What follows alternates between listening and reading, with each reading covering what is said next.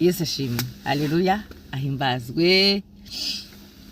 Nitwa ukuri nkunda, apostle, minister, sister, whatever icyo amumagara cyose, Yesu ahabwa icyubahiro. Amen. Ndaje.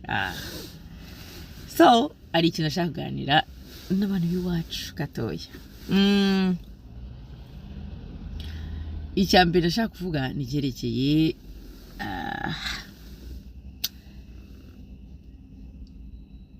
hari umuntu wanyandikiye, okay? I think abanyarwanda ntibakunda ukuri, nagakunda ukuri, kandi izina ryanjye ni ukuri. Ngomba kugufata kuko ukuri ni Yesu, nta wundi avugisha ukuri. Murakare mutarakaye niko biri.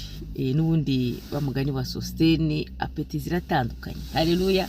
Iyo jambo yagize kuri vuga yigisha ramfasha cyane. Ariko buriya ibintu bifite ba nyirabyo.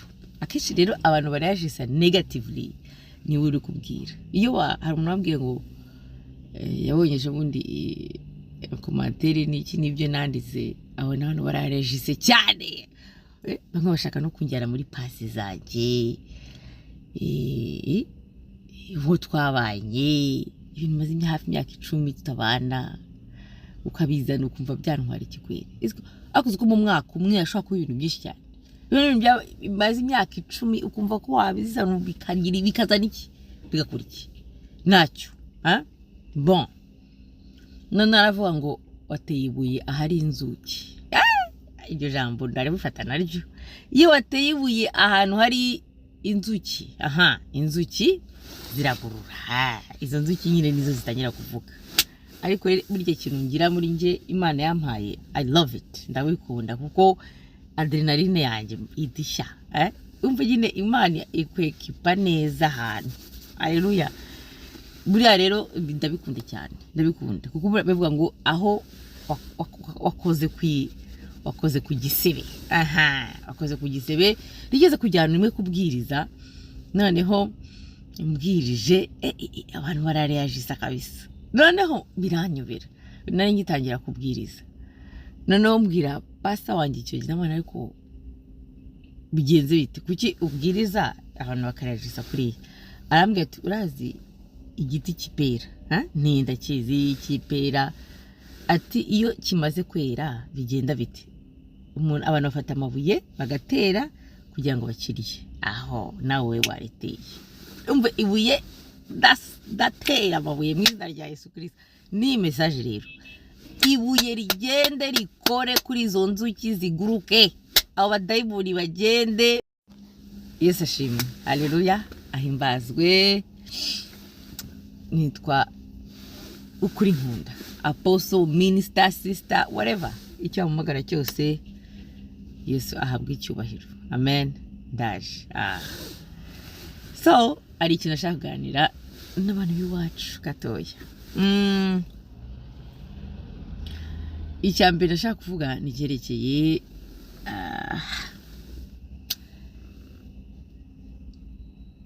hari umuntu wanyandikiye, okay? I think abanyarwanda ntibakunda ukuri, nagakunda ukuri, kandi izina ryanjye ni ukuri. Ngomba kugufata kuko ukuri ni Yesu, nta wundi avugisha ukuri. Murakare mutarakaye niko biri. N'ubundi bamugani wa Sostene, apeti ziratandukanye. Haleluya. Iyo jambo yagize kuri vuga yigisha ramfasha cyane.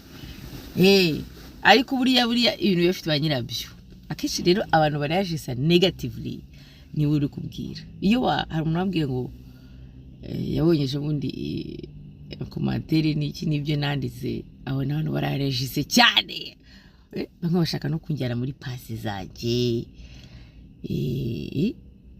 Uwo twabanye ibintu maze hafi imyaka 10 tutabana, ukabizana ukumva byantwara ikikwere. Akuze ko mu mwaka umwe ashaka kuba ibintu byinshi cyane. Ibintu maze imyaka 10 ukumva ko wabizana bikagira bikazana iki bigakora iki nacyo. Bon, none aravuga ngo wateye ibuye ahari inzuki. Iryo jambo ndari bufata naryo.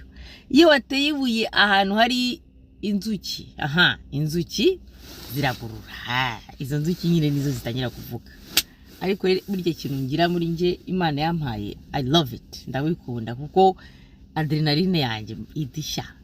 umva nyine Imana ikwekipa neza ahantu. Haleluya.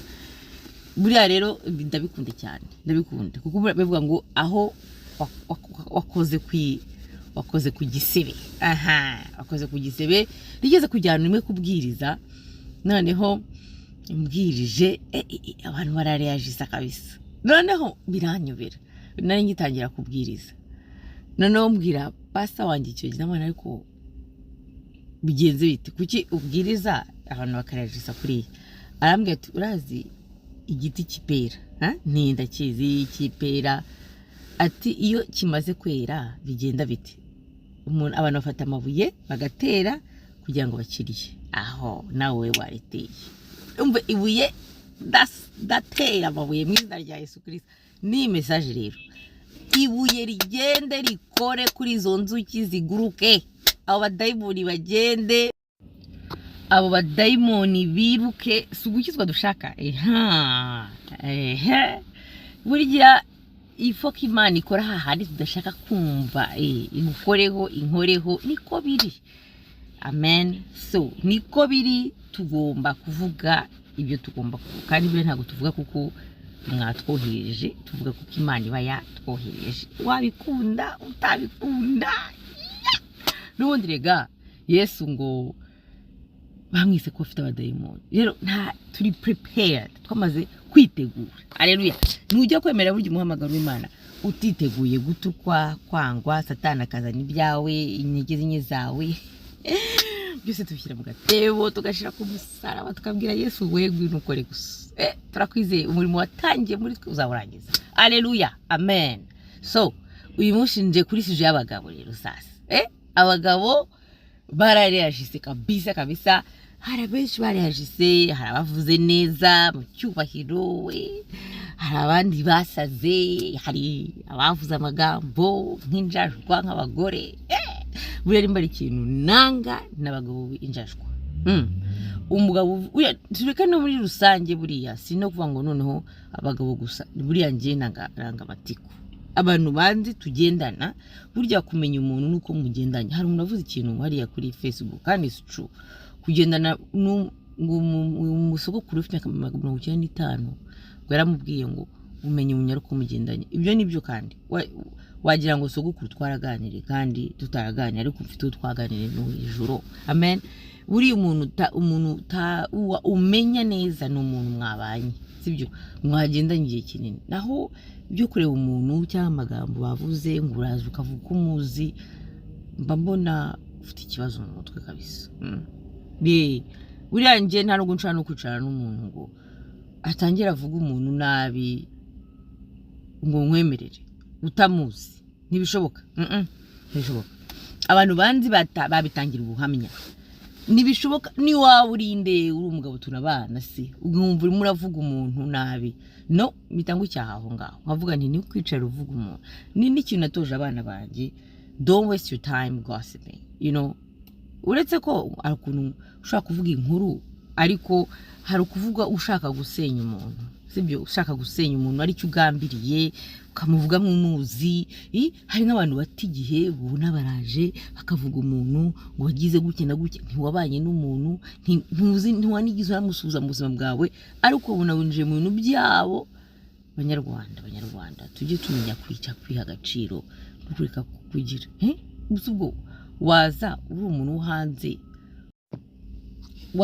hanze ukashaka kuvuga ibintu byanjye nkande. Bon, impamvu rero zino video singiye hano henshi cyane, I don't know, but I'm excited. Urumva ndi gupita heza ye. So hari umugabo wanyandikiye, ubu niwe ngiye gusubiza, kandi yanditse neza tuje, ariko akantu yavuze kankoraho. Aravuga ati uko mbona n'umuntu nyine ukunda kumva ibiganiro byanjye, gusa we yanditse ikintu kimwe, ambwira ati ngiye mbona udusuzugura abagabo.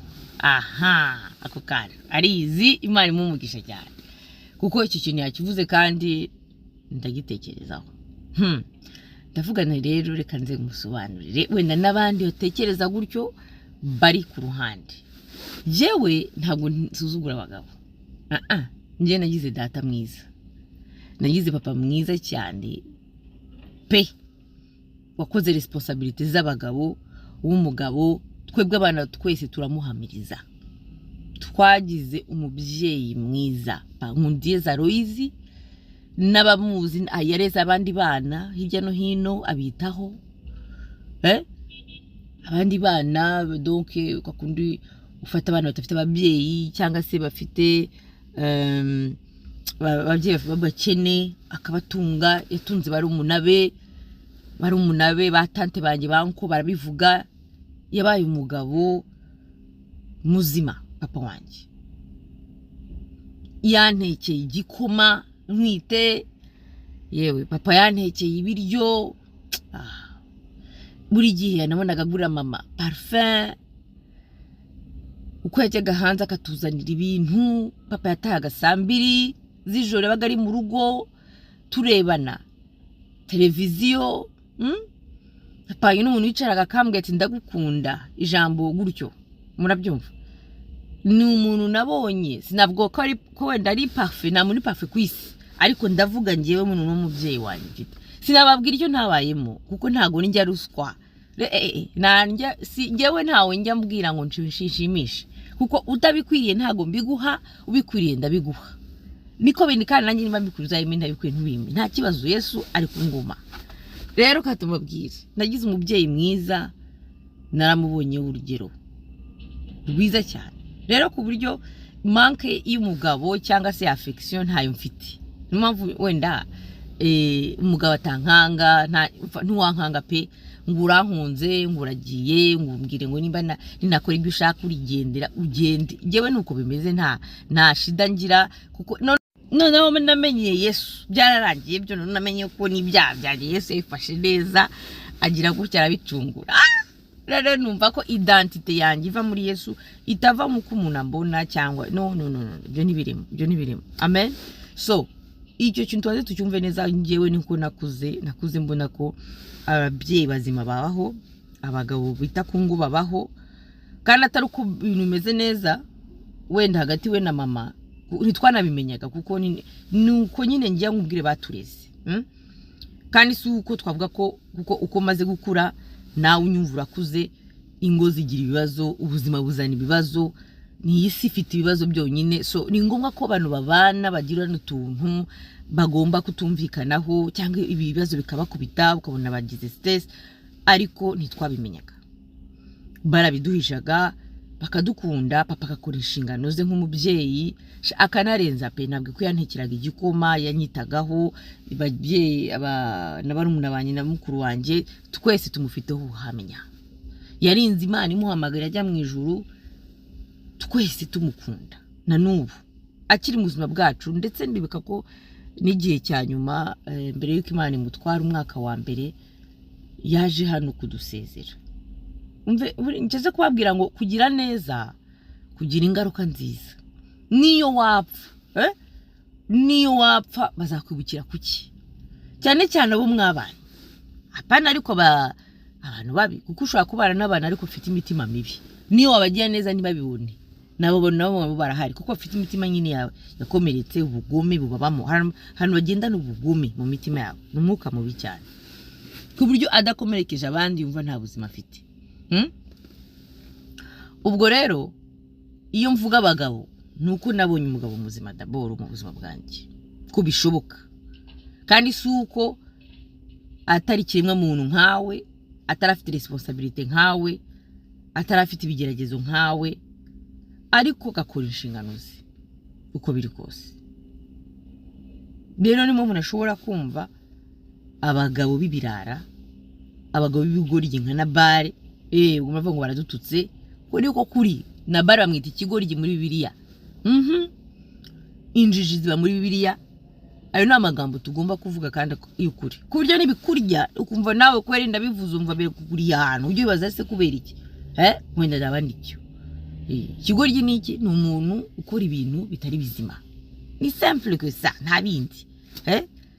Ubwo rero daboro mwumve ahantu naturutse, none ngiraho mbona umubyeyi muzima wundi ariyo Mana, data wa twese, umubyeyi urenze noneho mbona azanye icyo natekerezaga. Ndi muto nigeze kujya ahantu, niyo image ya mbere ndabona mbona umugabo mubi ni kuri nge.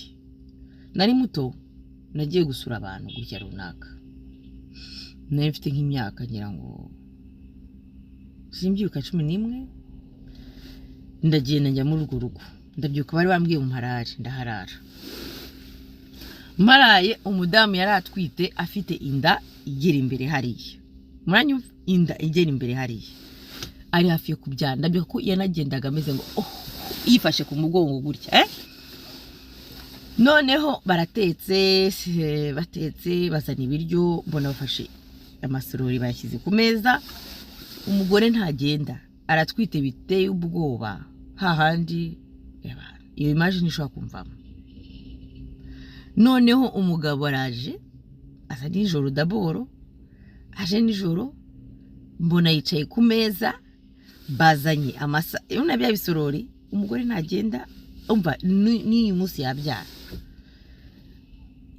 Umugabo rega yicaye nk'umwami, ameze atya ngo ategereje ko uwo mugore utari kugenda ahaguruka akajya kumuseriva.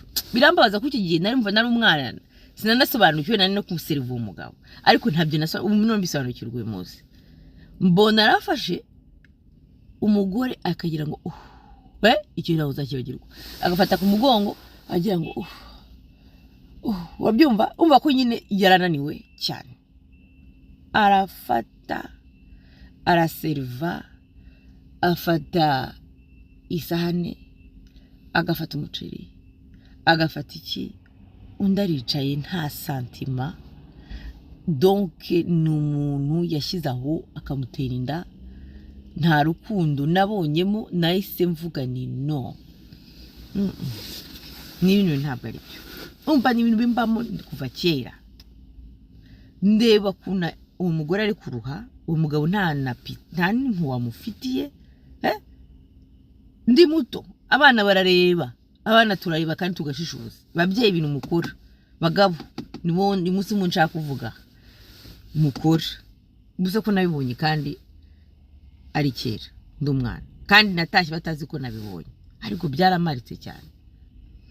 Umugore arabikora, ariko yicaye mbona neza yarabuze umwuka. Ndavuga hari ikibazo cy'abagabo iwacu.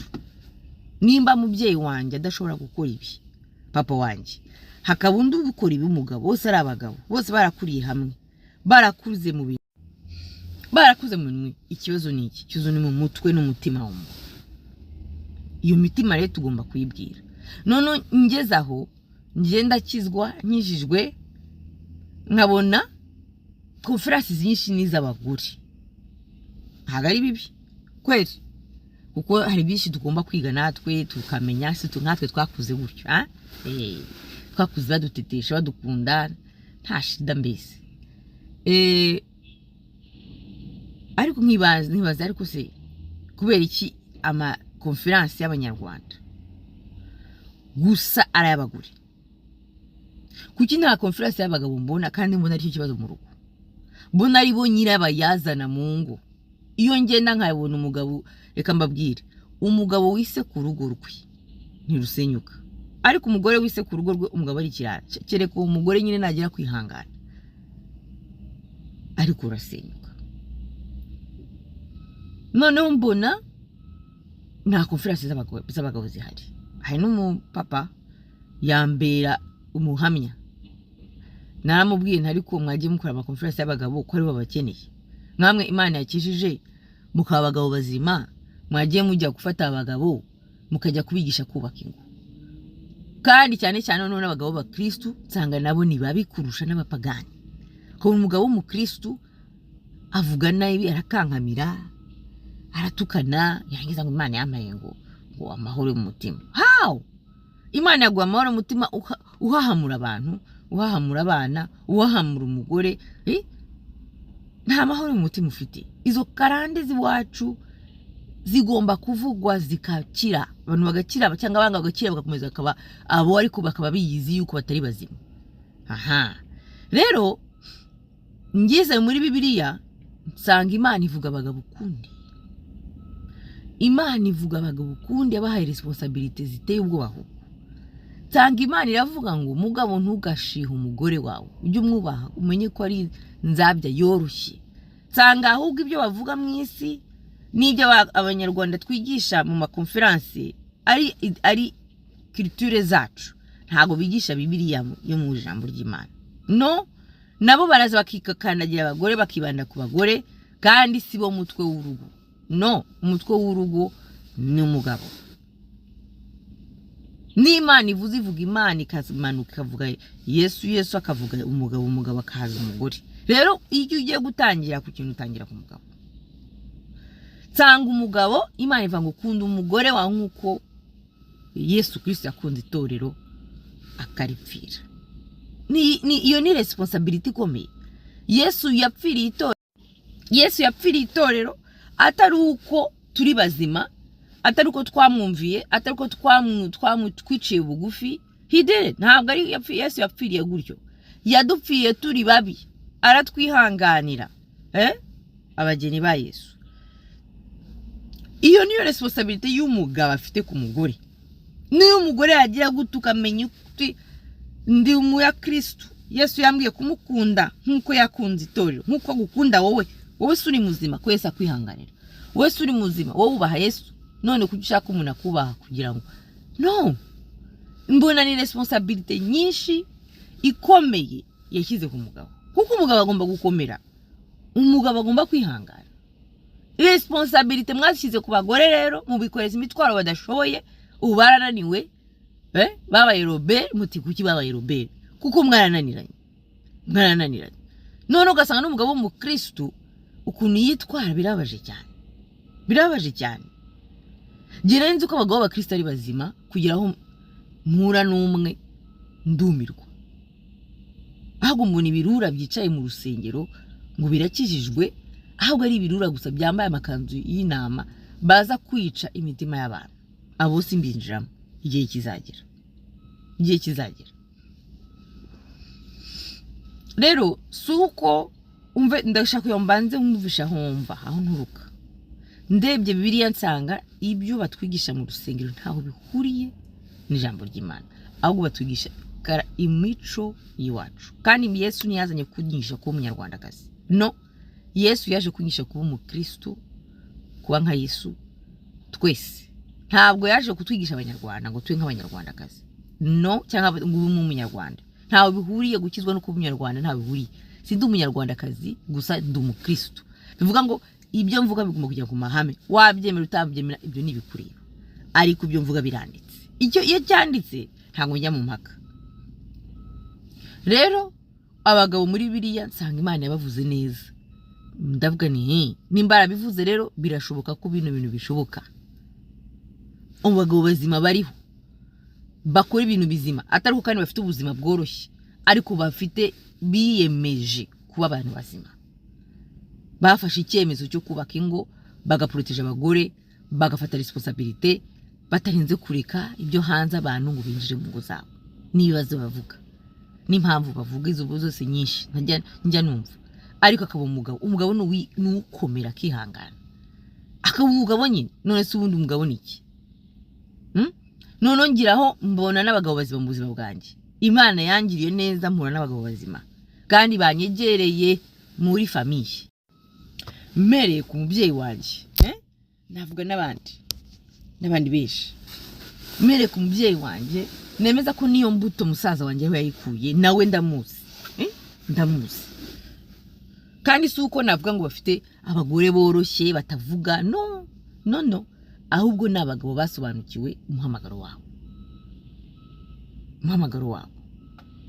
Rero mwumve ngo abagabo bazima babaho. Nimba wowe warananiranye, wowe warabaye ikirara, witwara nk'iki, baza kukuvuga ugahekenya amenyo, tugomba kubavuga. Kuko ntago babavuga, tugomba kubavuga. Antuka njyewe nzabavuga kuko mu muhamagaro mfite urimo. Mwihangane rero. Iwe renge gusubiza uwo mugabo wambwiye gutyo, sinsuzugura abagabo. No, ahubwo ndabatinyuka. Umutuye tumenya amagambo dukoresha nuko tuyakoresha. Ngewe buriya ikibazo wenda nshobora kugira igihe mvuga ibintu nkabikira mu cyongereza nkahita mbihindura mu kinyarwanda neza uko bivugitse, wenda bikaza ari nk'igitutsi, wenda mu kinyarwanda akaba ari igitutsi, sibyo? Ariko ngiye atari cyo ngamije. Ariko niko biba bivuga mu cyongereza, ngiye ari igihe mbihindura juste mu kinyarwanda. Ariko nta mpamvu yo gutuka umuntu ntazi, nta n'impamvu, kuko nta kintu imva ndagutuka se urangaburira ngo bimarire iki? Hari ibintu duvuga ibintu nani byongeye ntabyo ntekereza, kuko nta n'impamvu yo gutuka, ko nta cyumariye, nta cyo nkumariye. Haleluya. Uretse kubiteka ari wabimbaza. Rero sinaza kuvuga ikintu nzi ko Imana izakimaniramo. Oya. Ariko ukuvuga ukuri ko ndakuvuga. Rero sinsuzugura abagabo, ahubwo ndabatinyuka. Yewe ndabatinyuka pe, kuko nta muntu ntinya Yesu. Nta muntu ntinya rwose, niba zababeshe, nta n'umuntu nzatinya ngira ngo. Oya. Nzavuga ukuri nkuzire, nta kibazo. Na Yesu niko yazize n'ubundi ntacyo yazize, ntabwo yazize ibyaha, yazize ukuri yavugaga. Rero aho tubyumvikaneho, simba suzugura, ninya mvuga ikintu ukabona wenda kikubayeho igitutsi, ujye wihangana. Gusa iki ugomba gukora icyo gihe ujye wisuzuma bitari ko icyavuze ko kikimbabaje. Wenda urebe uvuga uti wenda icyo binavuze ashobora kuba ari ikintu nkora nakoze ahantu h'igisebe, icyo gihe ngomba kwikosora. Niyo ntego. Intego no kugira ngo umugabo mwiza wubaka urugo rwiza, abana bakuru ejo bavuga bati twagize umubyeyi mwiza. Kuko iyo wabaye umubyeyi mubi byangiza abana. Nk'abanjye papa wawe arakiruka imisozi, kandi nta mpamvu. Erega buriya ushobora no gutandukana n'umugore, ariko ugafata responsibility zawe ukazikora neza z'umubyeyi. None se kuba umugabo muzima birakunaniye, no kuba umubyeyi muzima bikunanira? Doke byose nta na kimwe. Ubuze ukumva kuri ku isi, nutaha mu ijuru Imana ikazakubwira iki? Nikubaza ati umuryango naguhaye urihe? Ibyo ntibyashobotse, kuko divorce zirimo nazo. Nubwo abantu bazihakana bakashaka kudushyira mu bitebo, kutugira imbata z'abantu. Nta muntu uri imbata y'umuntu ku isi hano, ntibazababeshye. Turi imbata za Yesu. Yesu yaratubohoye. No, ntukabohoke ngo ujye kumbata y'umuntu, ntibishoboka. Kereka wowe wumva wabishatse kandi bikurimo, ubwo ni uburenganzira bwawe. Ariko divorce hariho zemerewe rwose, hano ibintu bibiri. Ndetse n'ibindi bintu udashobora Imana yavuze ngo byinshi cyagera itwigisha tutajyamo nona, nayo video nzayikora. Nijyari divorce yemewe mu bakristo. Mu bapagani rwose n'ubundi muri abapagani mushaka gukora ibyo mushaka, ariko mu bakristo hari ibyemera n'ibitemewe. Amen. Rero urumva, ukaba ubuze kuba umugabo muzima, ubuze no kuba umubyeyi muzima. Ubuze ukumva umaze iki koko? Ukabyuka ukaryama, ukaba uri mu ndaya gusa, ukaba uri mu nzoga, ukaba uri mu iki, none ukumva bitabaje, ufite abana wataye bari hirya no hino. Kandi ubundi kubwira abagabo bataye abana, nta muntu ubuhima, niwe wihima. Kandi ibyo uri guhinga uzabisoroma. Iherezo ibyo dukora bigira ingaruka.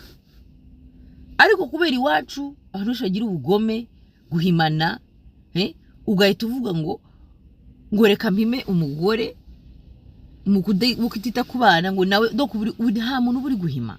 Nta uba uri guhima, uba uri kwihima. Icyo namenye ku isi hano, icyo ukoze uragisarura.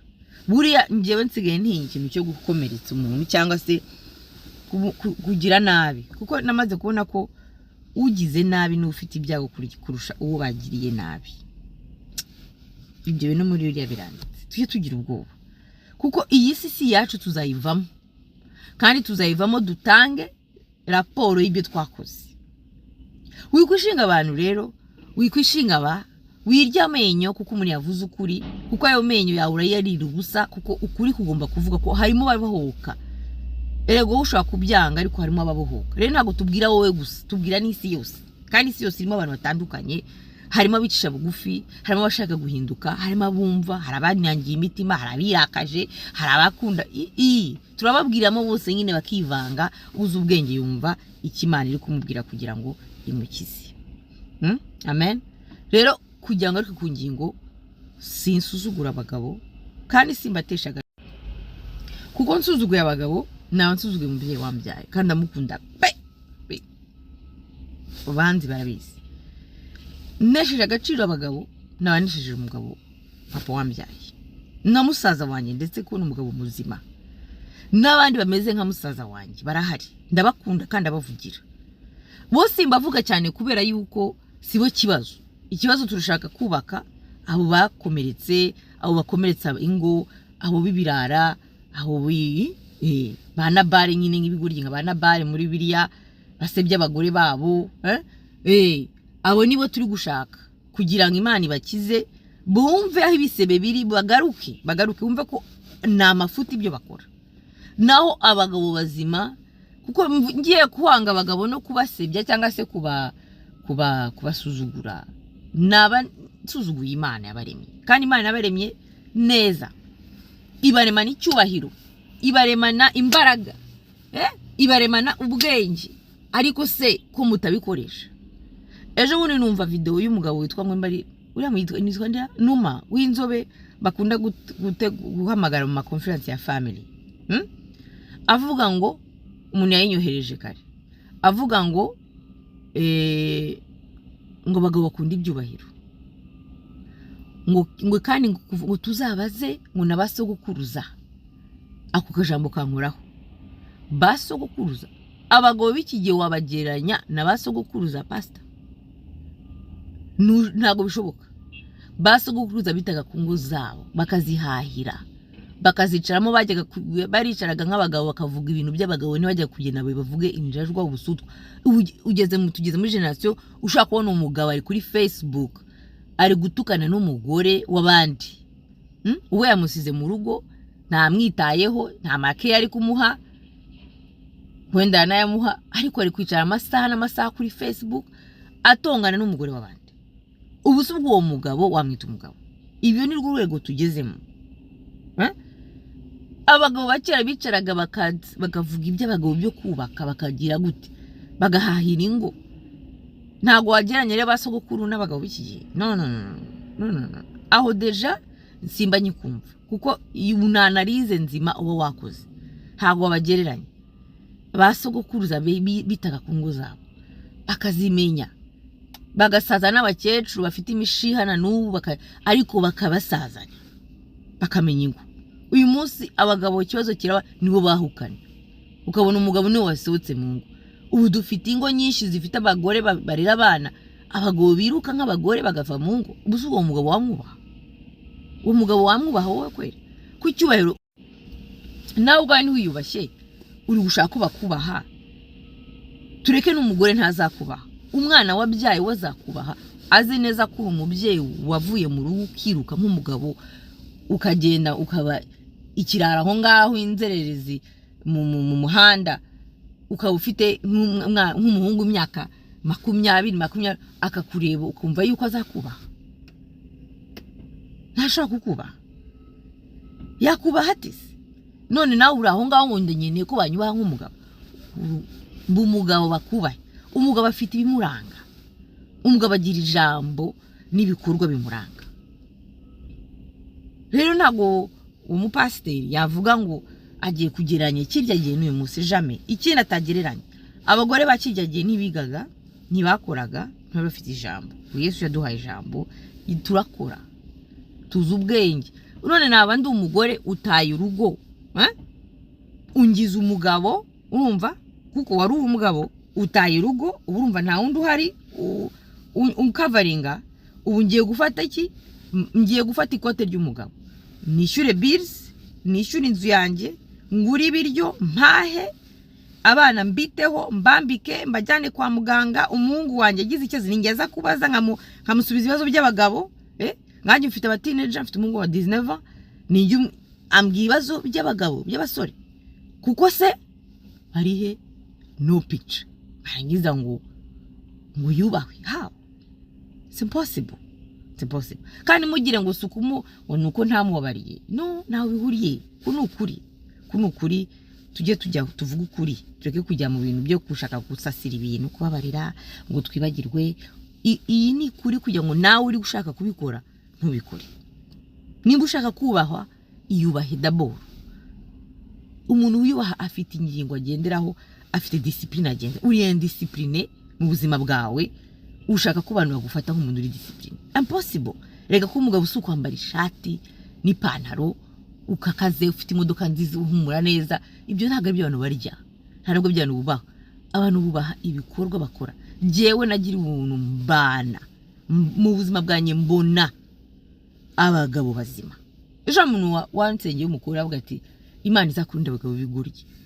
Ako kaje mu gukankuraho. Sinzi ko nabita gutyo. Niho nagiye gusoma nsanga kweri.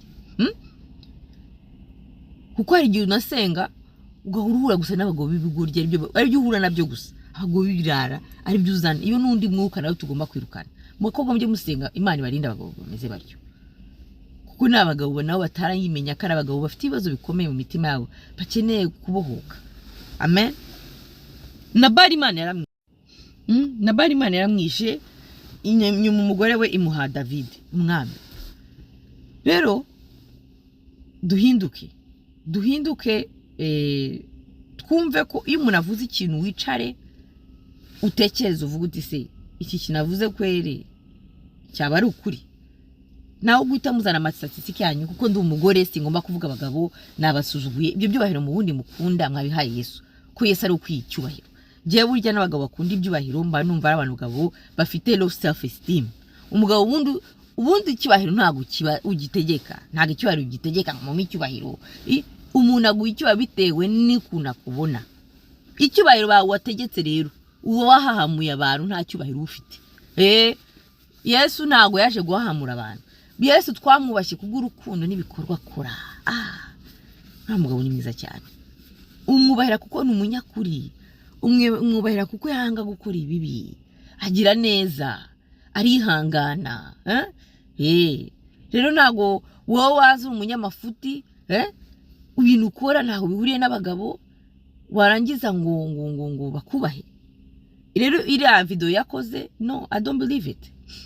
Nimushake mukunda icyubahiro kandi nake dukunda kububaha. Ntabwo ndabona umugabo ukora ibintu bizima ngo ntibamwubahe. Ntibishoboka, baramwubaha. Kuko ni iyo uri umuntu muzima ukora ibikorwa bizima byonyine birakubahisha. Biravuga ibikorwa biravuga.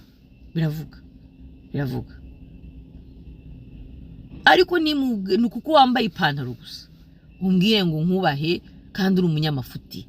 Nababwiye ngo ntabwo ngiye nsuzugura abagabo ariko ndabatinyuka pe. Nigeze kubona scene imwe sinzayibagirwa. Umugabo uvuga ngo arakijijwe, sinzi ibintu yabajije umugore we, noneho no yabajije avi umuntu tuvuge nko kuno nabivuga gutera sinzi ikintu cyabaye hagati ye n'umugore. Noneho abazundi ngo urabyumva uti, undi afata kote y'umugore we. Iyo urakunese amera nk'intare aramupfukamisha. Geda ari mpagaze aho. Ngira uwo mukobwa haguruka. Upfukamisha umuntu nkande. Ikiremwa muntu urakijijwe, uvuga Imana ngo yaguhaye amahoro. Intare ikurimo kubera ubugome n'iki utarakizwa ushaka guhahamura abantu. Ntabwo twahamagaye guhahamura abantu, twamagaye gukiza abantu no gukora kubisi abantu badashaka gukora bagakira, abandi bakanga bagakomeza nyine gutyo. Ndavuga ni no, haguruka muri ino sinagira umuntu uza gukandagira kugeza aho ngaho. Ntabwo twahamagara gukandagirwa. Nta muntu uzaba intama ikira slave nayibagiye mu Kinyarwanda. Voilà, turi abantu tubiremwa muntu, waba umugabo n'ikiremwa muntu n'umugore n'ikiremwa muntu. Mureke gushaka ibyubahiro mudakwiriye, mubanze mubikore, ubikorere, gikorere icyo cyubahiro rero kutazagihabwa. Ariko ni wambwira ngo uri umugabo wavuye mu rugo, wataye urugo hejuru y'ikibazo umugore mutumvikana, nyine mwumvikana se kubera igihundi mushaka uko mwumvikana umubere umugabo nyine. Imana yavuga ngo wowe uhahamura umugabo wawe. Ibyo ni ijambo ry'Imana ngo uzirinde kuko n'amasengesho yawe ntabwo azarenga kuri parafo. muri kumvishe kuvuga amasengesho ntabwo arenga kuri plafond. Umugabo uhohotera umugore mu magambo, umubwira nabi, utamwihanganira, utwamwubaha, biranditse gutyo. Izo verse zose muzi nsabe ndazibaha ngo ntabwo amasengesho yanyu arenga plafond. Ariko nta hantu Imana yabwiye umugore gutyo, ntaho. Ngo kuko turi inzabya zoroshye, abanyamatiku rero n'abagore, amagambo s'abagabo, ugasanga no mugabo yicaye mu matiku nk'abagore, warangiza ngo umugabo mwubaye. No, ntabwo ngiye namwubaha, namucyaha. Rero ntabwo tubasuzuguye, ngewe ku giti cyanjye simbasuzuguye, ariko ndabatinyuka. Ahubwo ijambo muritware gutyo, simbona ikosa ngo ndeke kurivuga. Kandi iki Imana yamamagariye nzakivuga nta mbabazi. Uko yavuze nimbwa anzavuga kandi ikizi izina ryacyo nzatitirira izina ryayo. Ushaka gukizwa rero naza kizwe yemere Imana ikore ku gisebe cye, aho umugabo muzima yubakesha azaye gushimana. Ibi byo kuryarya mukabeshya abantu ngo Imana ishimwe ngo dufite urugo rwiza, mutaganira, mutumvikana, waramuhohoteye wirirwa umukubita. Hari umudamu mu Kristo nzi afite umupasiteri umukubita, akajya imbere akabeshya ngo arakuvuye. Kandi sivuze ko turi parfait. Nimba ufite icyo kibazo kivuge, bagisengere ubuhoke, kuko byose n'abadayimoni. Ariko mureke kuvuga ngo tuze dusasira abadayimoni, tububahe, abadayimoni banyu tububahe, tubareke tubatinye. No, Imana yaratubatuye, iratubwira tugende tuvuge, ubundi tugaruke dusenge. Abarakara yabikubita bikubite, n'ubundi Yesu baramurakariye barikubita, ariko ntibyamubujije gukora icyo Imana yamwamaye gukora. Rero sugusuzugura abagabo. Uwabimbwiye rwose ndakubaha. Umugabo wese ahari mwumve ngo ndabakunda, ndabubaha, kandi nifuza ko muba. Ariko Imana yantumye, ntikunda amafuti, ntikunda ababeshya, ntikunda ibirara, ntikunda abagabo bati ngo, ntikunda cyane ababyeyi bata responsibility zabo. Ibyo ni ibindi. Iyo nzayikora nayo video, kuko iyo ni ikindi kintu. Nta mubyeyi wataye umwana uzabona umugisha kuri nosi, ntibazababeshye. No, namwe abagore mujya ku bagabo bataye abana bagati ngo mujye mwanda mubibaze, kuko ari erere dukora. Gusa nkatwe turi divorce, tugiye kujya kubana n'abagabo bari divorce. Ujye ubanza umenye ya divorceje kubera iki, abana yabataye kubera iki. Kuko umugabo utita ku bana nta muntu undi atitaho. Amaraso ye akayato kumva ko azaza gufata ku maraso yawe. Tujye dutekereza. Haleluya. Kereka umugore wenda yanze, nyine nukumenya ugamenya story y'uwo muntu neza, kugira ngo ataza kongera kagutesha igihe n'akajagari kiwe. Kuko hari abantu bafite akajagari mu buzima bwawe, tout simplement. Rero se abagore bose babyihanganira, antuka ngiye sindimo. Amen. Rero kugira ngo ndangize, Imana ikunda abagabo. Imana yabaremye ifite impamvu. Ngira reba isanga mukeneye undi muntu, mukeneye umugore. Iyo ibona mwishoboye ntiyari kohereza umuntu, ntiyari kurema umugore. Kandi murema hano, uko umufashe niko wifata, uko umuvuze uba wivuze, uko umugize uba wigize kurushaho. Ibyo bimenye ibyo, kandi Imana izabibabaza. Ntimuzabwe ngo ntimwumvishe, ndahari kugira ngo mvuge icyo Imana iri kubabwira. Yabantumyeho abakristo cyane, ndetse n'apagani bumviraho. Ariko Imana iri kureba ingo zanyu. Benshi mwataye ingo mudafite ibimenyetso byemerwa na Bibiliya, kubera uburara, kubera ubusambanyi, kubera kudakizwa neza. Ariko mumenye muti igihe kizagera Imana iducira urubanza. Ni igihe cyo kwisubiraho, igihe cyo gusubira muri place yanyu, mugaca bugufi imbere y'Imana, mukabagabo babatuwe na Kristo. Ubwibone, kwiyemera, kwikakaza si cyo kiyemereka kuri umugabo. Ikirekana kuri umugabo ni ukuri inshingano zawe, ukaba umubyeyi mu rugo, kandi sindi kuvuga abagabo badafite akazi, no, uwo erega ushobora kutagira akazi ariko urunga mu rugo ufite icyo umaze, uhakeya umugore, erega umugabo n'umugabo aramenywa. Nose nta abagore bita ku bagabo finance bakabafata neza, kandi umugabo adakora ariko umugabo akumvikana, ntawe bihuriye na finance, ntawe. Nizere ko message yumvikanye, ariko ukuri kugomba kuvugwa, si ukubasuzugura, si ukugira gute. Nimuvuga ngo nananiranye nta kibazo, nyine nananiranye n'abagabo b'ibirara, niko biri. Ntago umugabo w'ikirara twabana, jewe umugabo w'akajagari ntibishoboka. Ndakubwiza ukuri ukwiruka nyine ukareyajisa nyine. Iyo nakubwiye ngo iyo wafashe ibuye ukarita mu nzuki, inzuki nyine ziraguruka, nuko bimeze. Ntabwo ndingana ijambo, kandi si n'ubugome. Wapi vraiment nta mpamvu yo kuba umugome, kuko Satani araharahagije. Amen. Rero nongere nsubiremo mbisubiyemo kuri uwo mugabo n'undi wese uzumva ino message. Umugabo ndabitekerezaga, abantu banzi mfite inshuti rwose z'abagabo z'abagore, tuganira mbabwiza ukuri. Uwamaze kumenya nyine we araruhuka, kuko ntago ngambira, ariko nanga amafuti, kandi Imana yanga amafuti. Imana ivugisha ukuri, tukabatura tugakizwa cyangwa tukanga. Ariko rero simba suzugura, ahubwo ndabatinyuka, ndatinyuka nkavuga icyo Imana yambwiye, ibyo mbona, kandi niko bigomba kugenda.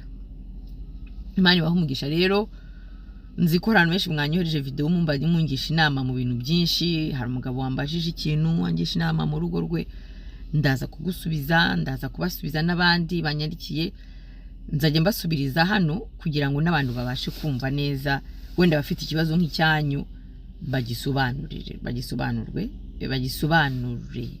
bacyumve. Hallelujah. So Imana ibaha umugisha. Yari just introduction, so I'm coming. Ubu rero ndaje nzanshyira amavideo hirya no hino yo kugira ngo twubake neza. Naho abagore ufite umuhamagaro w'abagore navuge nta kibazo, akenshi mukunda kuzana ibyo bintu ngo naho abagore mubihoreye, mwe mukora inshingano zanyu, mureke Imana itazabaha umugisha, kuko Imana ntizakwaza umugore, ntizakwaza icyo umugore yagukoze, izakwaza wowe icyo wakoze umugore. Wowe reba wowe, ubundi reka ibintu bitiko. Amen.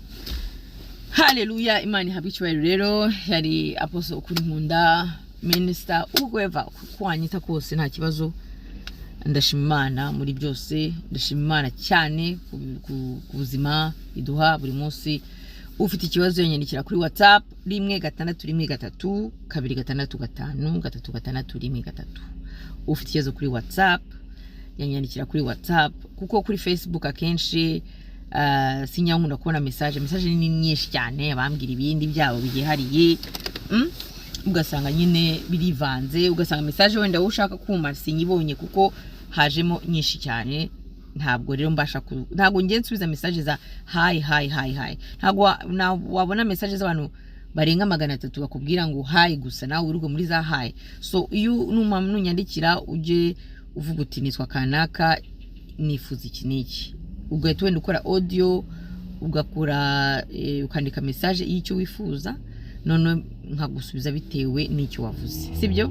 Kugira ngo umwanya wihute, kuko mafite ibintu nkora kandi hari nabandi bari kumvugisha bikoroha. Rero ntujye kubivuge gusa ngo hi, kuko hi ntabwo ndi bugusubize vraiment, kubera yuko ni nyinshi hi. Ikindi telefone ni 1613 265 265.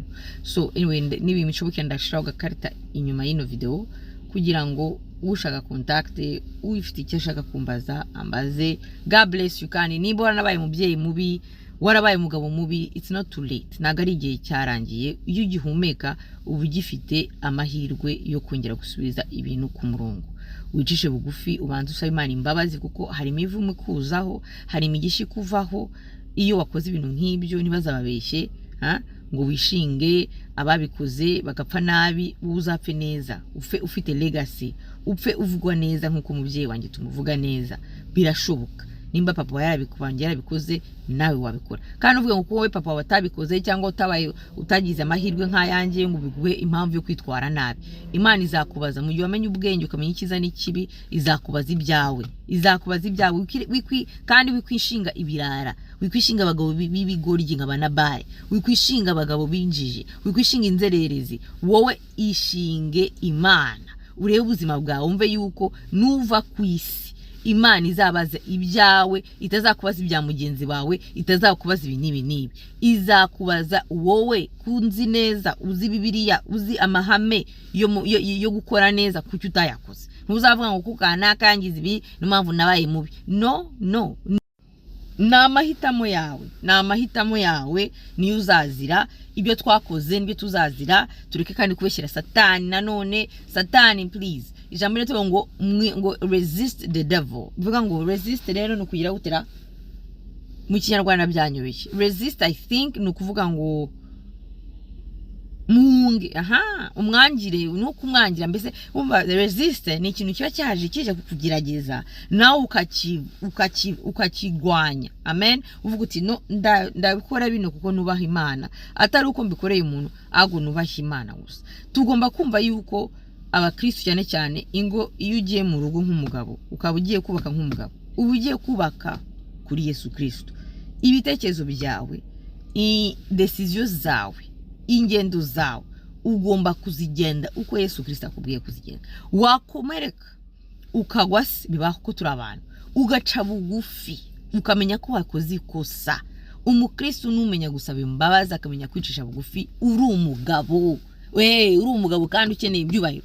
Umugabo wakijijwe ni umugabo uzi gusaba imbabazi, agaca bugufi, akubaka urugo, akarurwanirira, agasengera madamu, agasengera abana, akababa hafi, akajya gukurira ku Mana. Uwo ni umugabo ukijijwe. Niwo mbona muri Bibiliya batubwira. Abrahamu muzamwigireho. Abrahamu Imana yavuze ngo ninde mugabo wahokana muri Bibiliya? Tujye tuvugisha ukuri. Hari bafite abagore boroshye se? No. Yo umugore namubwiye ngo vuma iyo Mana yawe wipfire. Iyo bamwateka kuvuga nawe mupfapfa, yaramuhunze se? Yese yahukana. Abrahamu umugore so wamutegetse kujya kuryamana n'umukozi kugira ngo abone umwana. Abrahamu yaranze se? Yabikoze se? Nyuma umugore akamwihindura ngo amwirukane kandi ari umwana we. Abrahamu yarahukanye se? Yagumye mu rugo rwe. Niko biri. Abagabo mufite responsibilities zikomeye, cyane cyane mwege mw'abakristo. Mwubatse cyane mwege mwubatse muzi neza Imana. Muzi Imana, mwaraganiriye nayo. Kandi ikindi mureke kuvuga Satani. Satani ntabwo aza kugufata ku ngufu. Arakubwira akongorera ukamwemerera. Niyo mpamvu tuzahanwa. Kuko ikibazo ari Satani, none ntabwo twajya mu muriro. Ariko tuzagiye kuko twamwiriye Satani. Rero ntabwo ari too late. Uracyafite igihe cyo kwisobanura, cyo kwihana, ukajya ku murongo. Amen. Imana ibaha umugisha kandi ikomeze ibarinde abumvishira ijambo bakihana. Imana ibaha umugisha. Nawe uryumvishe mukarakara, mitima ikikakaza, nta kundi. Ariko ukuri nuko sinsuzugura abagabo,